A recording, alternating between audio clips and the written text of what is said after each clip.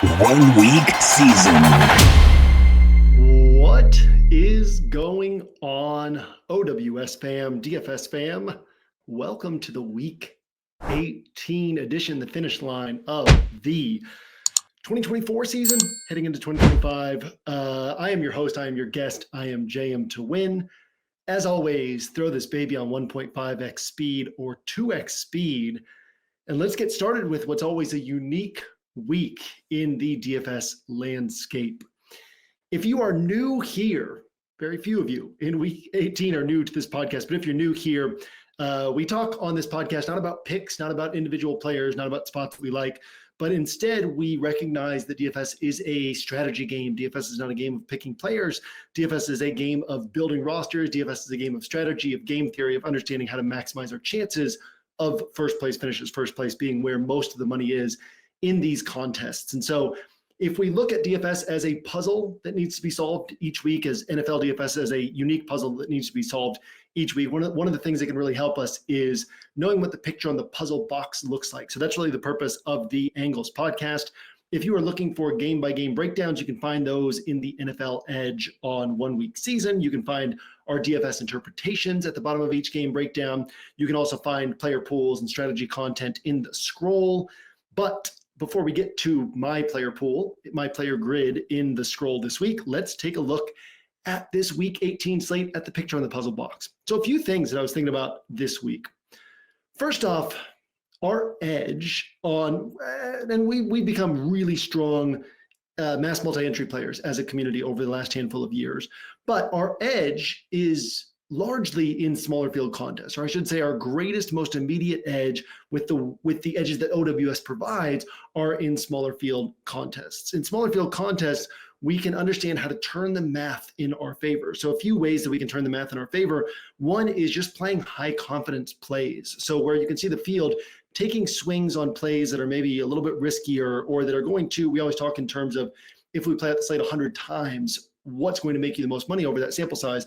So there are players who can hit for a big game, but maybe they're going to do that 5 times out of 100, 8 times out of 100. And instead you could play a player at similar ownership who would hit 15 times, 18 times out of 100.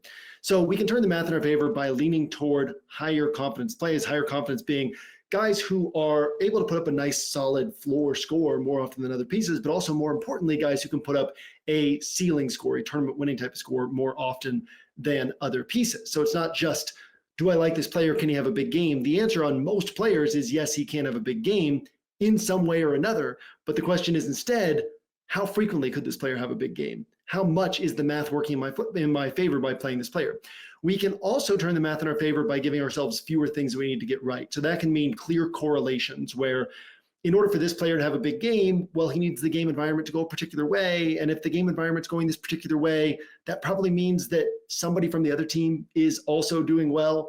And this guy over here is that somebody from this other team who's likely to also be doing well. So clear correlations can turn the math in our favor. If this guy hits, the chances of this other guy hitting go up. Also game environment bets, where we bet on a game environment just taking off compared to everything else. And then of course, one of the other ways that we can gain a big edge in smaller field play is just letting our opponents make mistakes. So we've likened this over the years to the Patriots dynasty and how frequently the Patriots or how many games the Patriots would win each season, not by necessarily winning that game, but by just not losing that game, by not making mistakes, by not taking penalties, taking sacks, by not turning the ball over and just waiting for the opponent to make situational mistakes or blunders in terms of dropped passes, dumb penalties, pre-snap penalties, turnovers, or whatever it might have been, waiting for the opponent to make mistakes. And a lot of times in smaller field play, that can be one of our big edges.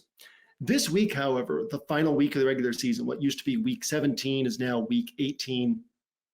This is a week where the edge is largely theory-based and where the edge is much stronger in large field play than in small field play. So that's something that you want to think about this week. That's not to say that there's not an edge in small field play, but it is to say that the ability to build rosters full of higher confidence players gets taken away from us a little bit on this week because of all of the uncertainty. So deeper into this podcast, we are going to take a quick look at all 13 games on the main slate, touch on some key components in those games. Obviously, we also broke down all of those games In the NFL Edge, those are free if you're not a subscriber on 1 week season. And then we also have our DFS interpretations for subscribers, where we're looking specifically at the DFS angles in each of those games. But I do want to sort of top down, touch on all 13 of these games. But again, we are dealing with teams that have nothing to play for because they're already in the playoffs. And maybe they're playing starters, maybe they're not. Maybe they're playing starters for the beginning of the game. Maybe they're playing starters for half the game. Maybe they're playing backups for the entirety of the game. We're dealing with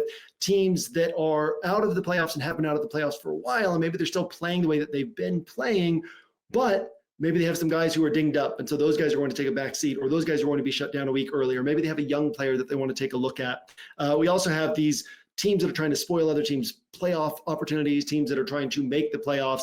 So all of these various components where you have cheap pieces kind of coming out of nowhere, but then you also have your normal high price pieces, and then you have question marks around all these pieces, really introduces a lot more uncertainty than we typically have in a regular week, especially as OWS members, where one of our strengths at OWS is really getting a deeper understanding of how this coach wants to win games and what that means playing against this other coach, and how this other coach wants to try to win games, and how these two teams interact with one another in terms of scheme and in terms of aggressiveness or style of play, style of trying to win games, and what that might mean for this game environment, what that might mean for volume and usage in different areas on this team. And so again, a lot of that filters into our bucket of certainty in the normal parts of the regular season kind of gets taken away in this week. And so we want to recognize that, and we want to recognize that on this particular week, embracing a little bit more chaos than normal, maybe leaning more toward large field play than we normally do, those can be part of our edges on this particular week.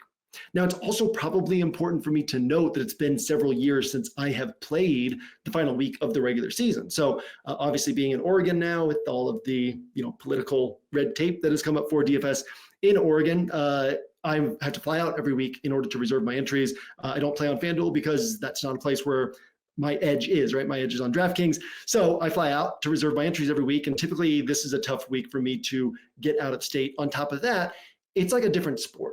This final week of the regular season is not the same sport that we're playing the rest of the year. So it's sort of like playing showdowns or playing 2 or 3 game slates versus playing a 10 or 11 or 12 game main slate. It's just a very different game than we're usually dealing with. So between the fact that it's a different game, between the fact that this is a grind of a season for me that starts in July with all the prep for the season, actually starts in June with all the prep for the season and getting everything set up and all the communication and then hitting the ground running at the start of the season and all the content and study and prep throughout the season. We finish content this week, coming off Christmas, coming off New Year's, coming off a bunch of family stuff and obligations, travel and all that. And by the time I finish content and haven't had an easy time getting out of town on this particular week, the last thing I'm typically wanting to do is find a way to fly on Saturday in order to reserve entries in order to play on this particular weekend. So over the last several years, I've treated this as what's now week 17, what used to be week 16, as my final week of play of DFS. And this final week of the regular season is my final week of content. So take these thoughts as being my thoughts this week as being from somebody who understands these teams, understands these players, understands these situations, but who might not see the unique angles or the most unique angles that could win us this week. Now, obviously, I have an inability to do a halfway job on work, right? So by the time I'm getting in there, and especially I always think in terms of what I'm going to think about in the offseason. And 2 weeks from now, if I did a poor job in my week 18 content, I'd be thinking, man, I wish I'd done better on week 18 content. So obviously, once I get in there, start doing the work, I treat it like any other week. So I do feel like I have a strong feel for this week if it were in the context of a normal DFS week. But this being a very unique week, again, take what I'm saying with a grain of salt, recognize that there are other people on OWS who are really good at final week of the regular season content and play, and make sure that you're leaning on them as well. So a couple things that I can note, however, are that it's pretty rare that we get true out of nowhere scores on this particular weekend. So there is, I guess you could say, there are urban legends around the final week of the regular season that imply that we just get these out of nowhere scores from guys who are sub 0.5% owned and nobody's ever heard of them. And they suddenly come out like Puka Nacua did in week 1 last year, where we were the only people on Puka Nacua and he was under 1% owned and he was minimum salary. And he came out and put up whatever it was, 20 something points in his first game of his professional career. The thoughts can come out throughout this week that that's what week 18 is like. And we just see multiple scores like that. The truth is we rarely see games like that. And what we need to be thinking about when we're thinking about off the board players is the same thing that we think about in the regular season, which is, or the normal parts of the regular season, which is the fact that whatever score this guy gets, we're taking on more risk to hit the score. So let's say player A is a player that's going to be sub 1% owned because nobody's thinking about this guy. And we think this guy's going to have a bigger role than people are expecting. And he's a better player than people are expecting. And he can put up better production than people are expecting. Well, that might be true. But obviously we're taking on more risk to play this player because we're having to do a lot of guesswork on this player. So if the player A costs $5K in salary, this doesn't really make sense because why would nobody be thinking about him or aware of him if it costs $5K? But just follow me here. If he costs $5K in salary and he puts up 20 points, well, there are going to be plenty of other players on the slate at $5K, $5,400, $5,900, whatever it is, who also put up around 20 points. So you've taken on a lot of additional risk and gained no additional edge. Even if this guy is 3,800 and he puts up 16 points, how much edge are you gaining on the people who are paying around the same price and getting 12 or 13 points with a lot less risk taken, or the people who are paying 5K and getting 20, 22, 25 points from a player? So obviously, if you were to pay for that player and he were to put up the top score, then that's valuable, even if it's just by 2 or 3 points. But you don't know in advance that he's going to put up the top score. All that you know in advance is that this is a riskier play than some of the other plays. And so you need this player to be able to significantly outscore the players generally priced around him in order for the risk on this player to be worthwhile. So not only do we need these players to come from out of nowhere and have a good game, but we need them to be capable of coming from out of nowhere and putting up a true had-to-have-it type of game in their price range. And so that's going to be a very rare event. So if you are thinking about going off the board this week, make sure that you're thinking through that lens and thinking, okay, yes, I'm taking on more risk on this guy. There's more guesswork on this guy. Maybe I have confidence on this guy, but nobody else sees this guy. Clearly, I'm taking on more guesswork on this guy. Is he capable of blowing away the other players priced around him? Or am I just falling in love with the fact that I've seen something that nobody else is seeing and I want to play this guy at low ownership and it's really just taking on additional risk without giving me any additional edge? So those are some of the things that I try to bring up every year on this week, is that, again, we just don't get that many true out of nowhere big scores. And when we're thinking about going off the board, taking on more risk on a player, we want to make sure that that player is able to actually provide us an edge. That doesn't mean in the small sample size of 1 week, he's going to provide you that edge, but make sure that you are only playing these riskier, heavier guesswork pieces if they are capable of putting up the type of score that separates you from the other players priced around them. Also unique to this week, we have a lot of games where teams have nothing to play for. So obviously the whole point of this week in the context of NFL scheduling is that they want to get all of these games that are high leverage, high value games. If you've paid attention, if you've noticed, every single game in week 18 is a divisional matchup. So the idea is, hey, we're going to have some divisional crowns that are up for grabs on this particular week. And these two teams are playing each other and they're first and second of the division. We have that with the Vikings and Lions. We almost had that with the Seahawks and Rams. And maybe the winner gets the 1 seed and the loser falls all the way to the 5 seed. Or maybe the winner wins the division and the loser misses the playoffs. And the NFL loves to get these types of setups in week 18. But on this particular week 18, not only do we have a lot of divisions that were already wrapped up early, in fact, extremely early in some situations this season, but on top of that, just the matchups that came together this week were not the right matchup. So for example, yes, the Bucs and Falcons, that NFC South is still up for grabs, but the Bucs are playing the Saints and the Falcons are playing the Panthers. They are not playing each other. And so we have these situations this week where the divisional matchups are not lining up the way that the NFL wanted, where the wild card spots were largely decided pretty early. The divisions were largely decided pretty early. And so we have a lot of teams with very little to play for. And so that gives us a lot more to think about, a lot more chaos that can happen, and a lot more potential pathways to a first place finish this week. And again, that goes back to what we talked about at the beginning, which is thinking large field play, thinking about embracing that chaos a little bit more can be one of the key ways for us to benefit on this particular week. So with that, we are going to go through all the games quickly and just kind of touch on high level information that we have. It's Friday at 3:30 Eastern right now. So all of the high level information that we have on these teams right now, what we might expect from these teams, what these teams have to play for, and just kind of give us an opportunity to run through all of these games and again, see some of get greater clarity on the picture on the puzzle box based on what these games on this slate are providing for us this week. So I'm going to go game by game in the DraftKings app and just touch on what I'm seeing big picture in each of these games, starting with Carolina at Atlanta. So we have a Carolina team, obviously nothing to play for. They have not had anything to play for quite a while, but they have been playing well lately. So they got blown up by the Bucs last week. And a few weeks ago, they lost to the Cowboys when they were home favorites to Dallas. But again, over these last, whatever it is, 8-9 weeks, they've generally played well. They beat they're 3-5, I guess it is, in this 8-game stretch. They beat the Cardinals. They beat the Saints. They had another win in there, but they also lost to the Chiefs on a last-second field goal. They lost to the Eagles. So that's the Chiefs' number 1 seed in the AFC. They lost to the Eagles' number 2 seed in the NFC on a dropped Xavier Legette touchdown pass right at the end of the game. They lost to the Bucs in overtime, a game that they should have won. Chuba Hubbard fumbled that ball when the Panthers were in game-winning field goal range. And so this is a team that has generally played well, and surely with Dave Canales keeping this team going, with Bryce Young trying to build off of what he's been doing, this is a team that we should expect to come out, try to spoil Atlanta's season. So Atlanta needs a win and a Tampa loss. Obviously, the way that the NFL sets this up is Atlanta will not know the results of that Tampa game. So Atlanta and Tampa will be playing at the same time, which means that both teams will be playing to win in this spot. So this is a unique spot. We got the Falcons playing to win.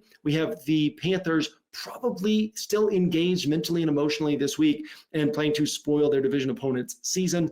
And so this is one of those games that we can look toward for viable, valuable DFS plays and for a high level of confidence in how these teams are going to approach things and how this game might end up playing out. Next up, we have Washington and Dallas. So Washington, really nothing to play for. It's the difference between the 6 seed and the 7 seed in the NFC, I believe is where they can move this week. Dallas, again, nothing to play for. They've not had anything to play for a while here. But Dan Quinn has said that Washington is going to go out and try to win this game. He's expressed his belief that it's important to keep that momentum going, to continue to get better each week. And there are certain coaches, so Jim Harbaugh has said something similar for the Chargers this week. There are certain coaches where their character and their personality trickles down to the team. You know that what they're saying is how they're going to follow through that particular week. So we had that with Dan Campbell in the Lions in week 17, where the Lions have everything to play for in week 18. They had nothing to play for in week 17, but he said they were going to go out and try to win that game. And sure enough, they went out with their starters and tried to win that game. Dan Quinn, same style of outlook on how to play NFL football, how to approach each week. Jim Harbaugh, same style and outlook. And so these are teams that we can expect Washington to come out and play the way that you would expect them to play any typical game. Dallas obviously still dealing with potentially Cooper Rush. Came out today that Jerry Jones wouldn't say who's starting at quarterback this week, so could get Trey Lance kind of out of nowhere this week for Dallas. But right now expect Cooper Rush, but again, no CeeDee Lamb. So the big question here is, can Dallas keep this game competitive? Dallas with Cooper Rush or Trey Lance, with no CeeDee Lamb, going against a Washington team that will be playing to win, will be playing their starters. And so the question becomes, okay, if Washington has a 17-point lead late in the third quarter, is that a point where they say, all right, look, this game actually doesn't matter. We do have the playoffs next week. Let's start pulling some of our starters or early fourth quarter, whatever it might be. It's basically a spot where they might pull starters a little bit more proactively than they typically would, just based on the fact that this game actually doesn't really mean all that much for them. And the fact that Dallas might not be able to keep this game close with the weaponry that they have. So that's kind of what we want to think about here. But if Dallas is able to keep this game close, certainly potential for Washington to have a big game in this one. Next up, Chicago and Green Bay. Green Bay, similar spot, right? Green Bay, 7 seed or 6 seed is what they're looking at. That's right. Neither team can be the 5 seed because of Detroit and Minnesota. So 6 seed or 7 seed in this one, probably going to be the 7 seed, because if they win and Washington wins, then they are the 7 seed. They need a win and a Washington loss. Again, playing at the same time. Green Bay has said that they are going to play this game to win. And that said, Matt LaFleur, a little bit less emphatic about this, and personality-wise, a little bit more chess matchy in that he could say, all right, but let's start pulling some pieces, right?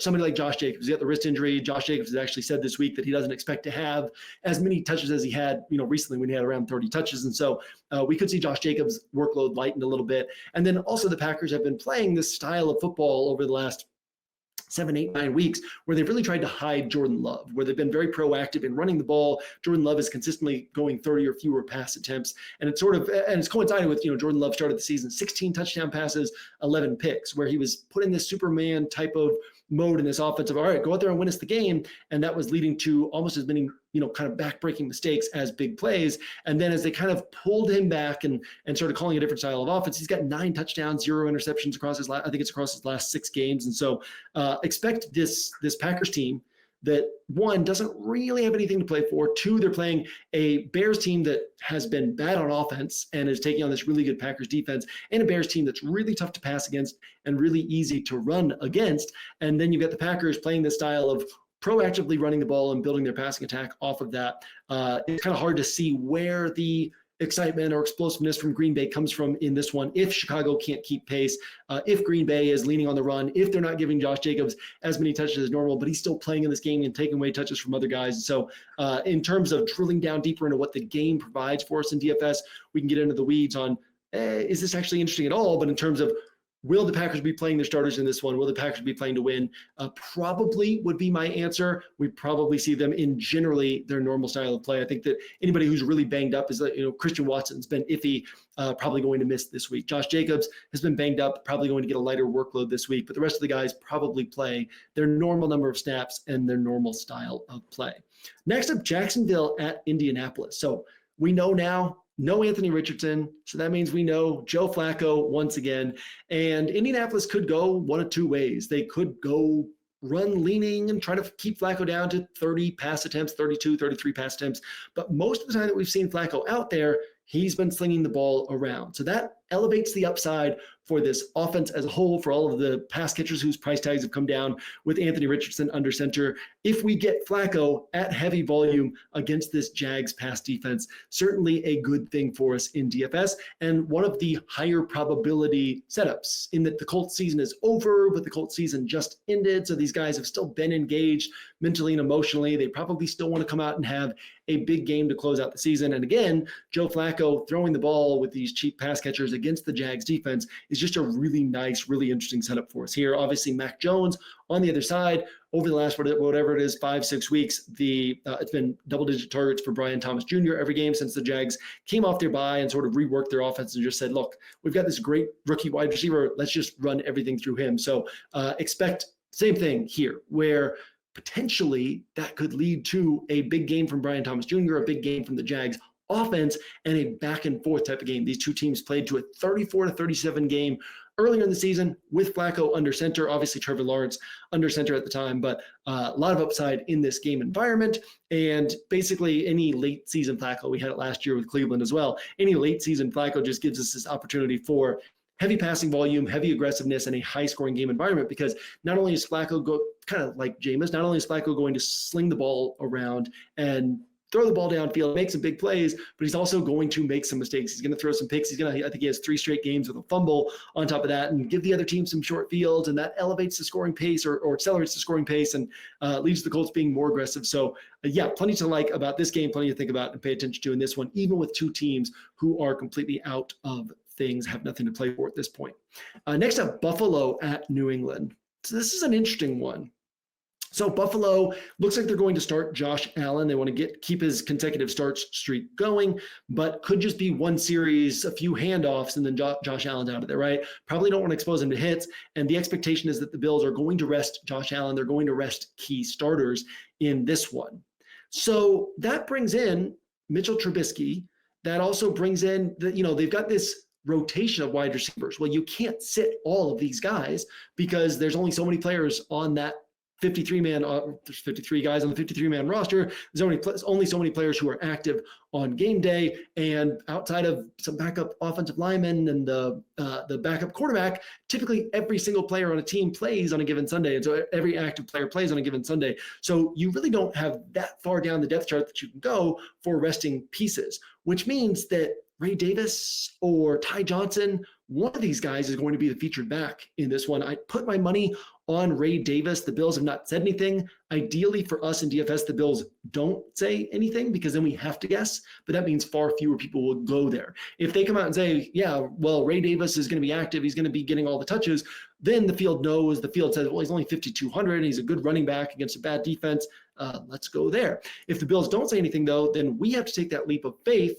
But that leap of faith comes with dramatically lower ownership. So the expected value goes up quite a bit. So we might have to just watch for inactives on Sunday morning, see who is inactive for the Bills, and then make our decisions from there. But probably we get one of these running backs getting a big role in this spot. Also, Mitchell Trubisky, not a bad NFL quarterback. Obviously not a good NFL quarterback, but in terms of a backup stepping in, he's definitely capable of putting something together here, of getting the ball to whichever wide receivers remain active in this one. So whether that is Mac Hollins or Curtis Samuel. Curtis Samuel is a weird one because he's kind of like the fifth guy in this rotation, but at the same time, he's a veteran. He's not necessarily the guy that you're like, yeah, it's week 18, let's put him out there for a bunch of snaps. So you think that Mac Hollins, who's, fresher legs, and yes, he's integral to this team, but also he's not the main guy in terms of what's going to win them a championship this year. You got Khalil Shakir, who has to be taken care of. You've got Amari Cooper, who has to be taken care of. Maybe Keon Coleman sits because, yes, he's a rookie, but he's kind of a big part of their offense. You've got Dalton Kincaid. And so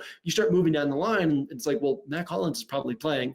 If Mac Hollins is playing and a bunch of these other guys are sitting, he might be the featured piece. Also, if Keon Coleman is active, maybe he's the featured piece. So lots to play around with on this Bills side in a really soft matchup. And then we have the Patriots side. So Drake May has played basically 10 real games, 10 games where he played enough for us to consider his statistics worth paying attention to. In those 10 games, he scored 18 or more DraftKings points 7 times. That's impressive. Now, Drake May was a viable DFS option for a stretch of the season where we had bad quarterback slates, and Drake May was 5,500 or 5,300, and it's like, man, we might be able to get 18 to 22 points from this guy, and we might not get any big scores from anyone. We have not yet seen the big score from Drake May. So he hasn't been viable this year for actual tournament winning production. But when you see a player put up 18 plus DraftKings points in 7 out of 10 games, it's only a matter of time before things fall into place in just the right way for them to put up 26 points, 29 points, whatever it might be. So recognize that just because Drake, we said it a couple weeks ago with Keenan Allen when I forget which week it was, but it was like, look, Keenan Allen hasn't put up more than 26 points on the season, but he's still capable of putting up 30. And he was, 5,400 that week. He put up 32 points that particular week. And so that's kind of what we're looking at with Drake May is he has not put up this score yet, but he's capable of it. So especially in large field play, this is one of my favorite games to think about because you have Drake May, you have these cheap Patriots pass catchers, you have a Bills team that's still going to be capable of putting up points against this Patriots defense. And we could actually get sort of a shootout with some backups on the Bills and some cheap pieces on the Patriots, and this ends up becoming a really interesting game environment to think about and pay attention to. So Patriots have nothing to play for. In fact, they have every reason to lose this game. If they lose, they have the number 1 pick next year. Drake May is the answer at quarterback, which means that the Patriots can trade that pick, stock up on extra picks for a very weak roster, and start building from the ground up with multiple first-round picks. If they win this, then they fall back in the draft, right? But the Patriots are going to try to win this game. They're going to start Drake May, or at least he's questionable now today, but they've said that he's going to start this week. And Gerard Mayo has said that they're going to try to win this game.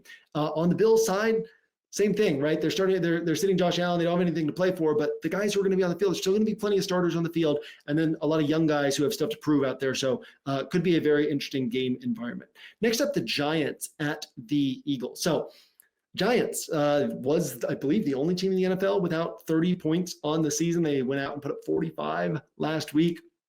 Playing against Philadelphia. Philadelphia will not be playing Jalen Hurts. They will not be playing Devontae Smith. They will not be playing A.J. Brown. They will not be playing Saquon Barkley. So you've got Eagles backups against Giants starters. So Eagles, interesting. So I was looking at the Rams. Last year, the Rams sat starters in week 18. This year, the Rams are sitting starters in week 18. And I was looking through their defensive personnel from last year. And there was basically no change from their week 17 defensive personnel and snap rates to their week 18 defensive personnel and snap rates. Some of the Rams' key pieces on defense in week 18 last year saw fewer snaps than normal, but they still played the majority of snaps at their position because, again, there are only so many players you can rest. So let's look at the Eagles. The Eagles, again, we just named 4 offensive starters that they're sitting. Also, presumably, guys like Lane Johnson, Brandon Graham, OG Eagles, veterans, guys, tired legs. they're probably going to be sitting as well. You start running out of additional spots of guys who can sit. So it won't be surprising if we get something close to something resembling the Eagles' real defense out there this week, with Vic Fangio still scheming things up to try to win this particular game against a guy in Drew Lock, an offense in the Giants that has been really bad all season and then just sort of sparked last week. Drew Lock, 17 of 23 for, I think it was 300 plus passing yards. A lot of those were short area throws where the Colts missed tackles, took bad angles. Malik Neighbors got the ball in his hands and hit for big plays. So probably not repeatable this week against what's still going to be something close to, something resembling the Eagles' starting defense. So then the question becomes, if the Eagles are playing well on defense, if the Giants are not doing anything when they have the ball, how do the Eagles call this game on offense? Probably still leaning on the ground. So then the next big question becomes, okay, so who's the running back for the Eagles? If it is Kenneth Gainwell, and we'll have to wait for clarity on this, but maybe the Eagles deem Kenneth Gainwell, he doesn't play much because Saquon, but he still rotates in and he's still kind of a key part of their real offense. So if they choose not to expose him to injury, then maybe it's Will Shipley. Or if it is Kenneth Gainwell active, if we get some news that Kenneth Gainwell is going to be the main guy, he becomes very interesting this week. And same with Ray Davis. If we don't get the news, then you have to take that leap of faith and just say, okay, what do I think the Eagles will do here? If it is Kenneth Gainwell, that becomes really valuable. And so this is a unique week where we do have some cheaper pieces that we know have big roles. Rico Dowdle, who always has the big role now with the Cowboys, and then Michael Carter, Isaac Guerrero. We know for sure that these guys have big roles, and we don't have to take on the guesswork, which means that somebody like Kenneth Gainwell would have to outscore those guys, or at least two of those three guys, in order to be valuable on our roster.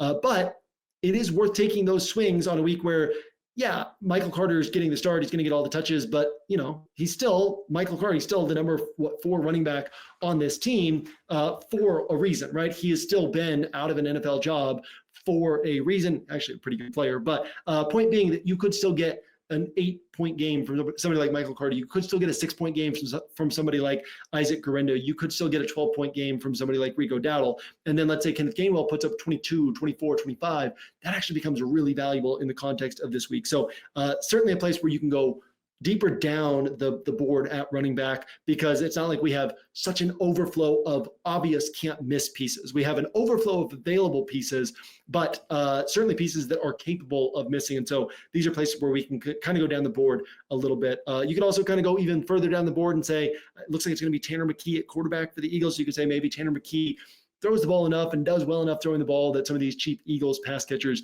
become viable, or you can kind of stop there and just say, hey, there's 13 games on the slate. Let's look elsewhere. In terms of looking elsewhere, we've got New Orleans at Tampa next. So kind of love that Tampa has shown a willingness to just keep putting up points regardless of the score. Now, I will note that Baker Mayfield in all of these lopsided Buccaneers wins, he's throwing the ball 27 to 32 times. So last week, Baker Mayfield was my top quarterback on the slate. He ended up throwing 300 plus yards. I think it was 359, 5 touchdowns.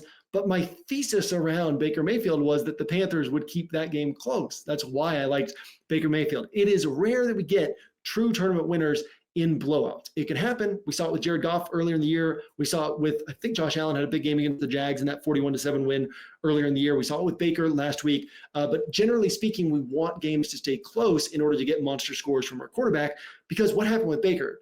He threw for 300 plus yards. He threw 5 touchdown passes, but he still threw the ball only 32 times. So if we play out that slate 100 times, if we play out in a situation 100 times where Baker's throwing the ball 32 times, he's not going to put up that tournament winner as often as it looked like last week. So this spot would be a little bit better if the Saints could keep it close, and the Saints probably can't keep it close with Spencer Rattler under center playing in Tampa. But Buccaneers offense across the board is viable. And this is a good place for me to mention a note that I was going to mention deeper into the podcast, but it does look like a week in which we might be targeting lower scores than normal from our pay-up options, while potentially making up for that with cheap guys who step into bigger roles and produce at a higher level than you would typically get from cheap guys.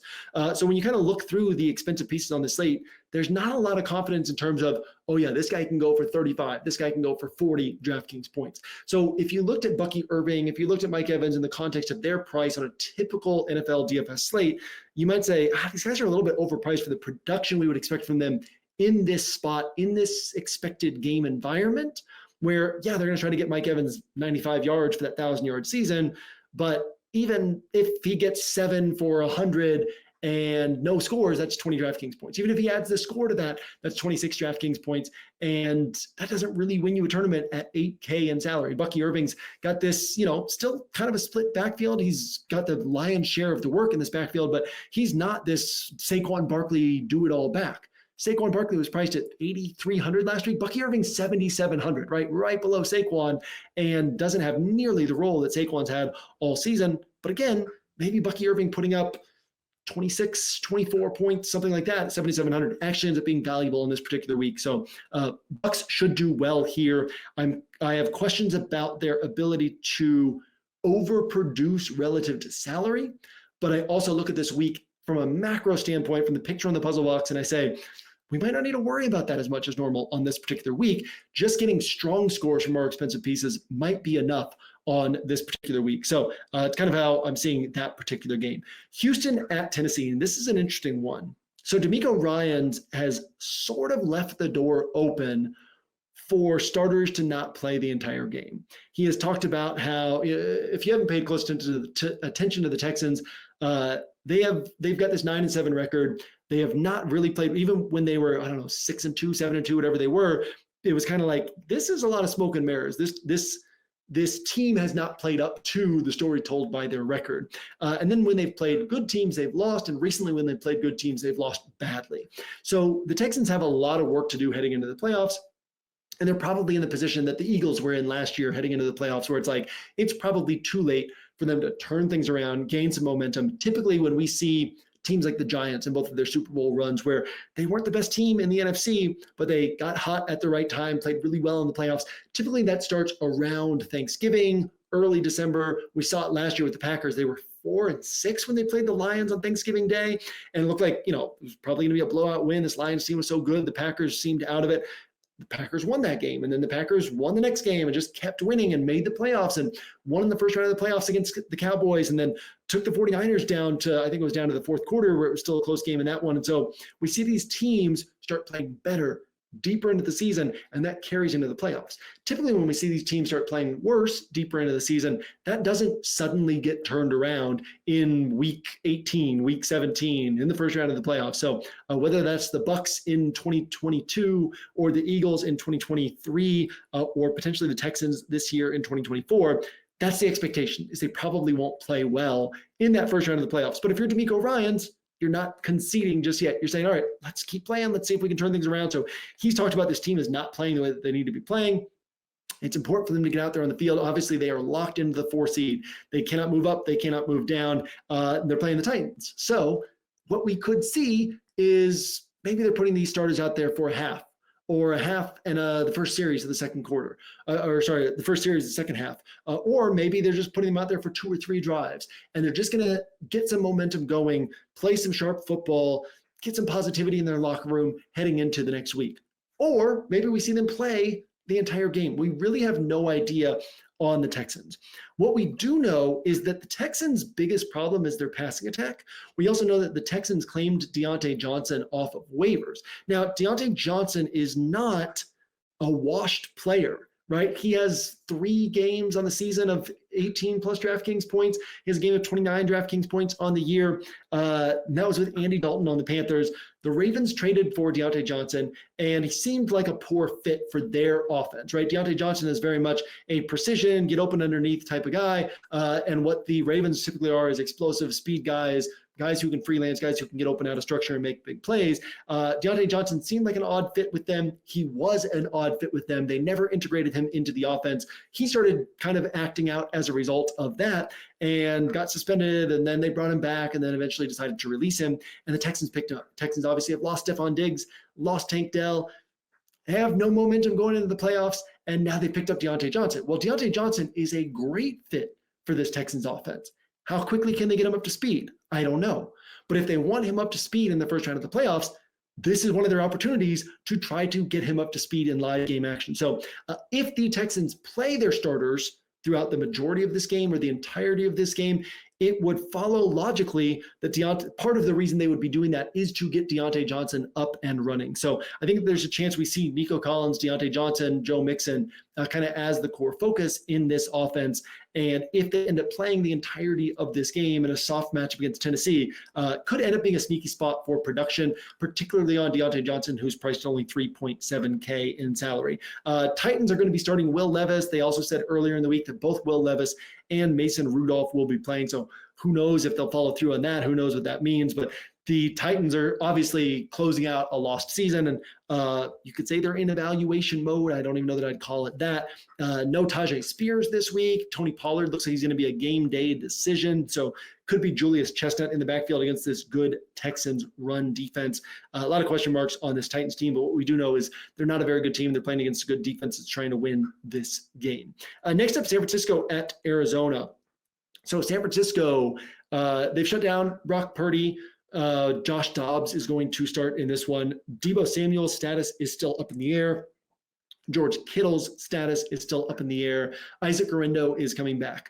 The Cardinals, on the other hand, are healthy and trying to finish this season strong. Another season where they've overperformed relative to expectations under Jonathan Gannon. There's still a few pieces away from being a truly scary team, but they are a well-coached team moving in the right direction. Would surely love to close out this season on the right foot, close out the season strong. So Kyler Murray, Marvin Harrison Jr., Trey McBride, no James Conner, but Michael Carter stepping in. Michael Carter played 57 out of 69 snaps without James Conner last week. So Michael Carter, who, again, really good pass catching back. In fact, pulled up the stat earlier in the week, but I think it's that he has 309 career carries and 108 career catches. So obviously had those seasons with the Jets where he was the third down back and every once in a while had to fill in as the starter. He had one or two games with Mike White at quarterback where he just racked up tons of catches. So he's a good pass catching back. He's a solid running back playing against a 49ers team that tremendous against wide receivers, but gives up a lot of receiving yards to running backs, tremendous against the pass, but gives up a lot of rushing yards. So Michael Carter, obviously going to be one of the highest owned pieces on the slate, and that's going to be a big part of Arizona's offense, but also a chance that we see Marvin Harrison Jr. or Trey McBride do well in this spot in a game where neither team has anything to play for, but both these coaches are still going to coach out through the end of the season. And so certainly, two division teams, two offenses that have been good, not great this year. Cardinals defense, it's often solid. 49ers defense, it's pretty good. So we probably don't get an explosive high-scoring game, but all bets are off in this one, right? Anything could happen in this one, and it wouldn't be a total shock to see this turn into a shootout, to see this turn into one of those sneaky games. We referenced the Patriots-Bills game. So we're looking for those sneaky game environments that don't really look like something we should be attracted to on paper, but it's like, could it happen? Is there a way to build around this one? So this isn't one that has stood out to me this week, but just sort of talking out loud, it is certainly one that you could paint a picture for. So a lot of interesting things to play around with in that game. Next up, we have Kansas City at Denver. Kansas City, sort of an odd spot where at least early season ownership projections are pointing quite heavily toward this Kansas City offense. They're implied to score under 15 points at Denver. They've got Carson Wentz under center. This is an offense that has not been producing high-end DFS scores with elite talent on the field, with DeAndre Hopkins, with Xavier Worthy, with Travis Kelce. And so I don't know why we would expect that to change when Peyton Hendershot's going to be the tight end and Justin Ross or whoever else is out there on the field for the Chiefs. And maybe that's just algorithm-driven ownership projections based on what projection systems are spitting out, based on what optimizers are spitting out, but don't really understand that one. But who knows? Maybe this is a spot where the Chiefs end up ascending and having a good game. The Broncos need to win this game, and they're in the playoffs. If they lose this game, then they need losses from both the Dolphins on Sunday and the Bengals on Saturday. So they'll actually know by the time they head into Sunday whether or not the Bengals won that game. If the Bengals lose on Saturday, then the Broncos can make it in with a win or a Dolphins loss. If the Bengals win on Saturday, then the Broncos will know heading into this game, we absolutely have to win this game in order to make the playoffs. Obviously, they will be treating this game that way. They absolutely have to win this game in order to make the playoffs, will be the mindset against a Kansas City team not playing their starters. Now, again, what does that mean? Last year, taking the Rams as an example again, Aaron Donald sat out week 18 and almost all the rest of the defensive starters played. So yeah, we probably won't see Travis Kelce. We won't see Patrick Mahomes. We won't see DeAndre Hopkins. We won't see Chris Jones, but there will still be plenty of pieces on the Chiefs defense that will be out there this week, and they will still be playing to win, right? Carson Wentz, former almost MVP quarterback. Obviously, his career fell apart after that season where he would have won the MVP if he didn't get hurt late in the season. Ended up getting hurt, and he's never been the same ever since. So not like we're saying, hey, Carson Wentz is going to go out there and sling it around and have a big game. But point being, he is capable of being a competitive quarterback, of having good games. Beat the 49ers in week 18 last year when he was with the Rams. He had 24 pass attempts and 17 quarterback rush attempts. So, Carson Wentz, who knows what we get out of him in this one. But could be an interesting game. Likelier, what Vegas is pointing toward in this one is that the Broncos control this one. Don't really have any reason to get super aggressive deeper into this game, and it might not end up being a game that's really particularly interesting or valuable for DFS. If things play out the way that Vegas is telling us that we should expect them to, where the Broncos win by 10, 11 points, the Chiefs score fewer than 15 points, then we probably don't get much, if anything, from this game. But there are certainly other ways this game could play out that we can think about, pay attention to. Seattle at the Rams. So the NFL schedule makers, NFL fans were sort of robbed of this one because it was Washington winning in overtime against the Falcons that secured the Rams the NFC West and their playoff berth. So sort of a very weird way that the schedule worked, to where a bunch of games that seemed unconnected to the Rams and Seahawks had an influence on who would win the NFC West. And so rather than this being a winner-take-all game in Week 18, the Rams have already locked up the NFC West. The Seahawks are out of the playoffs. So Rams, nothing to play for. Sean McVay already showed us last year how he will handle this situation. We're going to have no Puka. We're going to have no Kupp. We're going to have no Kyren Williams. We're going to have no Matthew Stafford. And similarly, other key pieces will be rested, probably other veteran pieces, but also because of the nature of an NFL depth chart, plenty of starters will still be playing. So Jimmy Garoppolo is going to be starting for the Rams. We do have some known quantities in that Blake Corum, we know that he's a prospect that the Rams really liked, and some people kind of felt like Kyren Williams was going to take a backseat to him this year. So we get a chance to really see Blake Corum on the field getting opportunities. We also have Jordan Whittington, who we saw in a small sample size earlier this year. We know that he can command targets. We know that he can get open underneath on the types of throws that Jimmy Garoppolo is used to throwing. We also know, again, Rams starters should probably be playing. We know that the Seahawks have recently scored. I'll actually pull this up. Seahawks have recently scored 6 points, 24 points, and 13 points. This offense has been up and down all season. This offense has not looked consistently strong of late. And then the Rams are allowing 8 points per game across their last 3 games. So very clearly this game could play to the downside, could be kind of a lower scoring game where you've got Jimmy Garoppolo and a bunch of backups on the Rams going against an inconsistent Seahawks offense that really has not come together throughout this season. But also, you could have the Seahawks doing well here. You could have the Seahawks finishing the season on a high note. You could have the Rams responding because Sean McVay is still going to be coaching to win this game. Jimmy Garoppolo is an NFL quarterback. He's taken a team to the Super Bowl.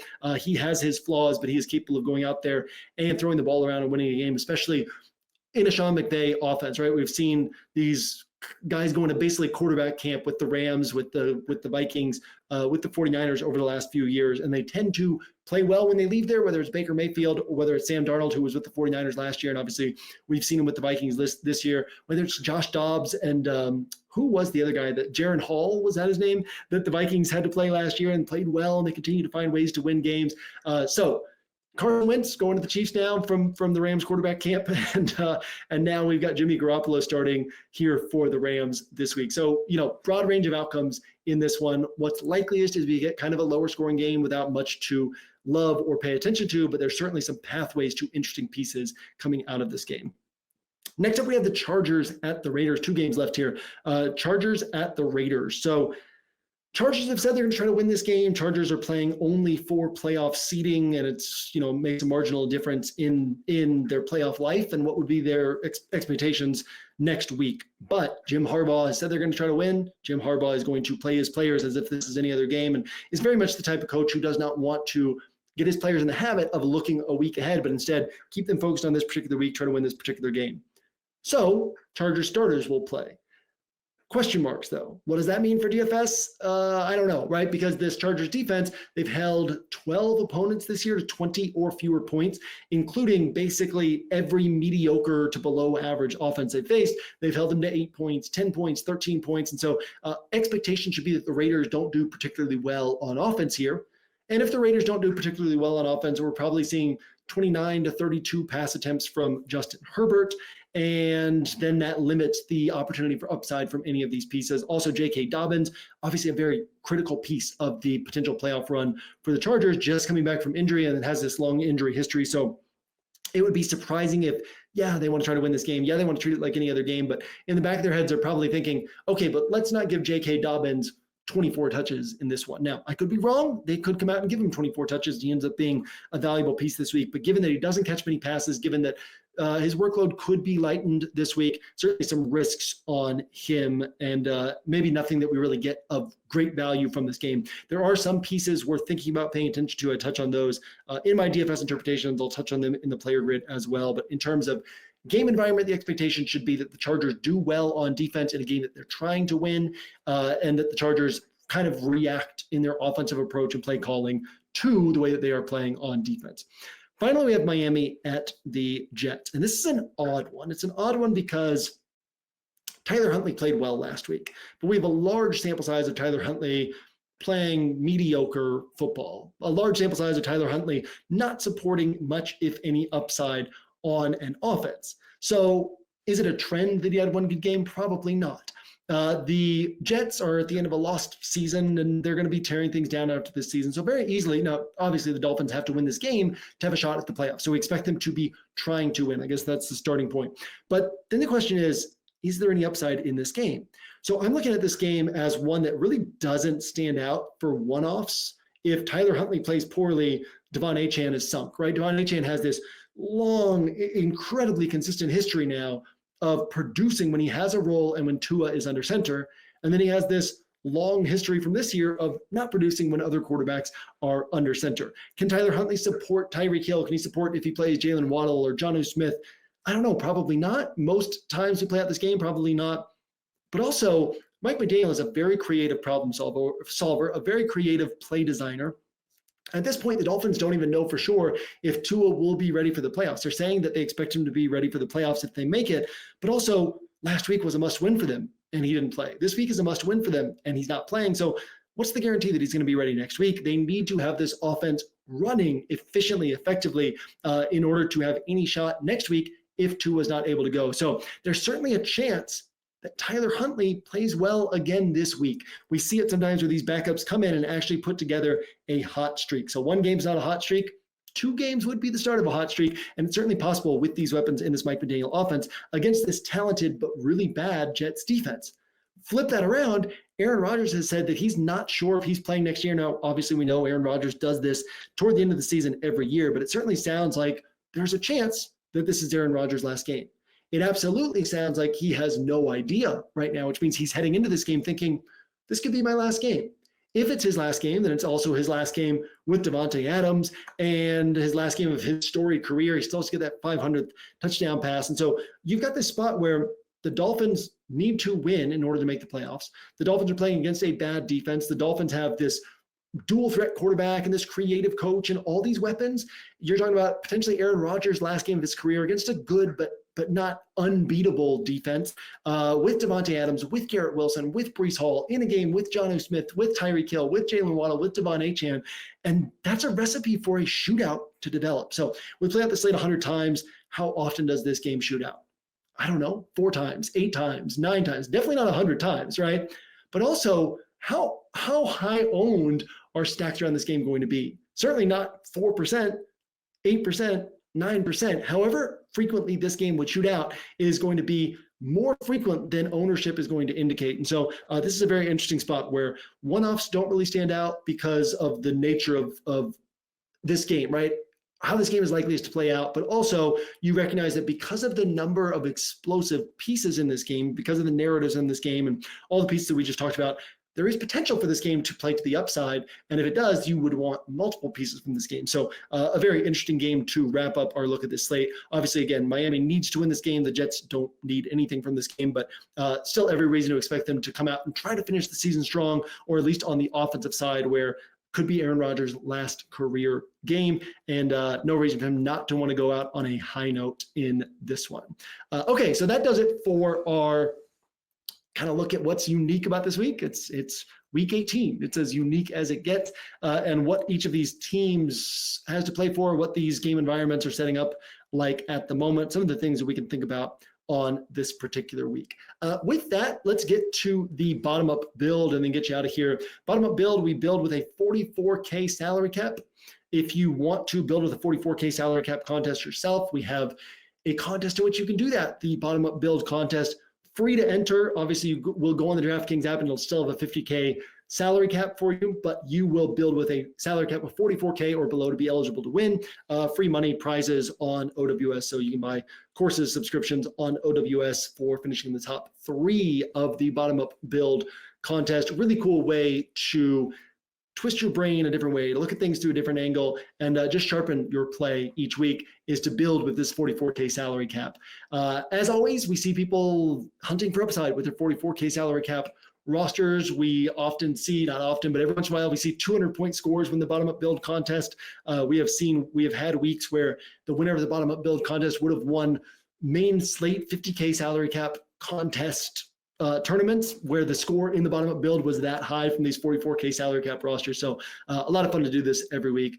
This week, we talked about it already. This game between the Colts and the Jags is one of these games that we can think about from a stack them up, game environment takes off. We get lots of things right with one bet perspective. So Joe Flacco at quarterback, Josh Downs, Michael Pittman at wide receiver, Brian Thomas Jr. as the bringback. That's the entire offense for the Jags is Brian Thomas Jr. So if this game is taking off, it's probably because the Jags are keeping things close. If the Jags are keeping things close, Brian Thomas Jr. has a good shot at being a big part of that. So heavily correlated where you've got the Joe Flacco double stack and Brian Thomas Jr. as the bringback.